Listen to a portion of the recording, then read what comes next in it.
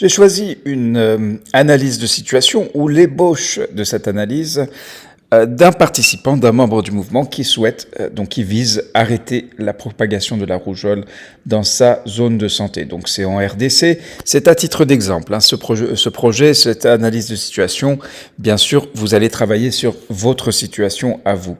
Il est encadreur polyvalent, donc ici les cadres sont bien renseignés. On va regarder ensemble.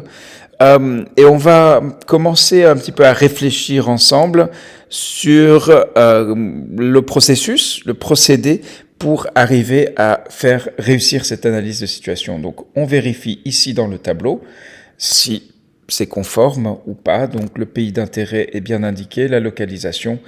Voilà, donc la première ligne c'est bon. Ensuite, le défi. Le nombre des enfants non vaccinés contre la rougeole était très élevé. Alors on aimerait bien avoir un pourcentage, même si on sait que les données ne sont pas toujours fiables, plutôt que quelque chose d'abstrait comme très élevé. D'accord, donc ici il y a 3404 enfants non atteints. Comment ce chiffre a été déterminé? Mais déjà le défi est bien spécifique, hein. On est clair. Par contre, il manque le domaine d'intérêt IA 2030. Donc là, on va aller regarder. Il faut choisir dans cette liste et donc de nouveau réfléchir. Parfois, il peut y avoir plusieurs domaines d'action prioritaires qui s'appliquent. Choisissez-en un seul et puis il faudra faire un choix. Donc même s'il y a deux qui sont proches et vous vous dites, je ne sais pas, choisissez-en un, inscrivez-le ici. Vous pouvez copier-coller depuis le fichier Excel qui est fourni ici. Attention, la première version du modèle comportait donc une erreur sur ce lien. Donc si vous tombez sur une liste en anglais, pas de panique. Il suffit d'utiliser le bon modèle. Maintenant, voici la première étape qui vraiment est spécifique à l'analyse de situation, c'est de rédiger la question à laquelle vous voulez répondre.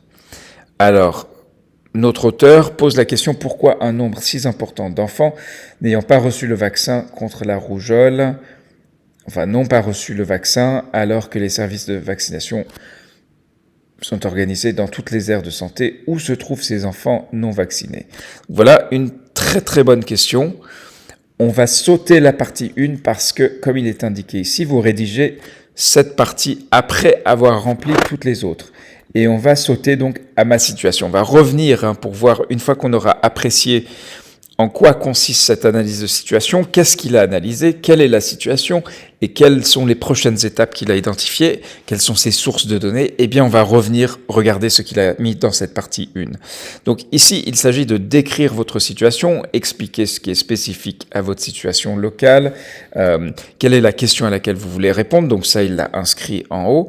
Donc ici, qu'est-ce qu'on a? Un nombre très important des enfants non vaccinés constitue un danger pour la population de la zone de santé. Donc, ce qui est spécifique, ça c'est général, hein, évidemment. Beaucoup d'enfants non vaccinés, c'est un danger. Mais là, on parle bien de la zone de santé, à faire des épidémies de rougeole ou des décès des enfants non atteints. D'accord, donc là on est un peu sur des considérations générales, on aimerait avoir des choses plus spécifiques sur la situation. Est-ce qu'on sait où sont ces enfants? Est-ce qu'on sait qui ils sont? Donc c'est là où on a besoin de voir, donc il repose la question ici, ce n'est pas l'objet de la situation, pourquoi et comment la réponse à votre question vous aidera-t-elle à relever ce défi? Donc il a bien épluché la question et dit si nous arrivons à trouver la réponse à cette question, ceci nous permettra de trouver les causes et proposer des pistes de solutions. D'accord. Donc ensuite, la source principale des données est le système. Alors, on veut savoir les données dans son aire de santé. Bien sûr, il y a le Système national d'information sanitaire, mais c'est le DHIS2. Mais peut-être que l'acronyme français c'est DHSI, peu importe. D'accord, donc, mais la question c'est, est-ce qu'il les a, ces données DHIS2? Est-ce qu'elles vont réellement l'aider? Est-ce qu'il y a des choses, des informations plus locales dans son aire de santé auxquelles il peut avoir accès, des registres, des choses, qu'elles soient informatisées ou pas, qu'il pourrait consulter, qui pourraient l'aider donc et servir de source de données. Alors maintenant, il arrive à un résultat.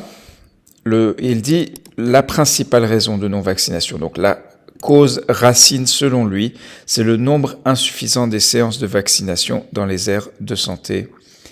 et à côté duquel nous mettons la faible recherche active des enfants non vaccinés dans la communauté par les prestataires et les relais communautaires. Donc il y a deux choses, pas assez de séances de vaccination et pas de recherche, pas suffisamment de recherche active, plus la pandémie Covid qui a suscité les peurs. Et donc il dit, il est maintenant nécessaire, voilà, donc il envisage comme prochaine étape, ça c'est en fait la prochaine partie. Donc on a un début d'analyse, hein, c'est une ébauche, mais cela laisse quand même de nombreuses questions. À commencer, donc vous vous souvenez, on fait l'analyse des causes et on pose la question, pourquoi 5 fois. Donc pourquoi est-ce qu'il n'y a pas assez de séances de vaccination dans les aires de santé? On ne sait pas. Mais clairement, le fait en soi n'est pas suffisant et n'est probablement pas la cause racine, je dirais. On peut s'imaginer qu'il y a des raisons. Peut-être qu'il n'y a pas assez de personnel, peut-être que le personnel n'est pas motivé.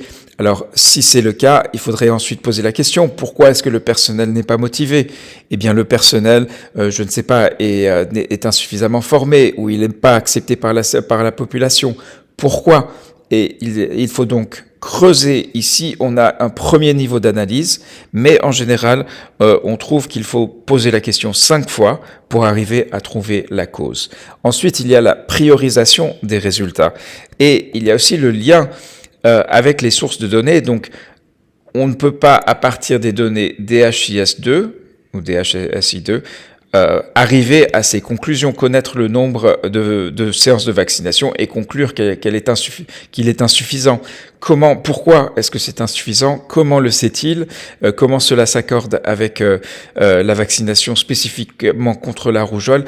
Je me retrouve avec plus de questions que de réponses avec cette analyse et du coup je serai bien mal en point pour déterminer des prochaines étapes. Donc on va regarder ce qu'a fait notre auteur ici. Je vais juste... Voilà, donc c'est très court. Alors, bien sûr, on vous demande de faire avec les moyens du bord, dans le temps imparti. Si vous êtes très occupé, et peut-être c'est le cas de cet auteur, eh bien, il vaut mieux faire cette ébauche, produire une ébauche d'analyse de situation, plutôt que de ne produire rien du tout. Pourquoi? Parce que l'analyse de situation, c'est une étape. La prochaine, ça sera donc de développer le plan d'action.